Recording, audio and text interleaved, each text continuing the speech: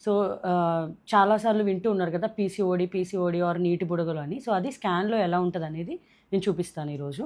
ఇట్లా సో ఇప్పుడు మీరు చూసినట్టయితే ఇది ఒక ఓవరీ. సో ఇది ఒక ఓవరీ. సో ఓవరీలో మనకి మామూలుగా ఫాలికల్స్ ఉంటాయన్నమాట. సో ఈ ఫాలికల్స్లో యూజువల్గా ఎగ్స్ ఉంటాయి. సో దీన్ని పీసీఓడి అని ఎందుకు అంటున్నాం అంటే, సపోజ్ ఇది ఒక లెఫ్ట్ ఓవరీ. ఇందులో ఎలా ఉన్నాయి, చిన్న చిన్న ఫాలికల్స్ ఇలా చివర్లో అంటే చుట్టూతో అరేంజ్ అయి ఉన్నాయి, కానీ మంచి మెచ్యూర్ ఫాలికల్స్ అనేవి లేవు.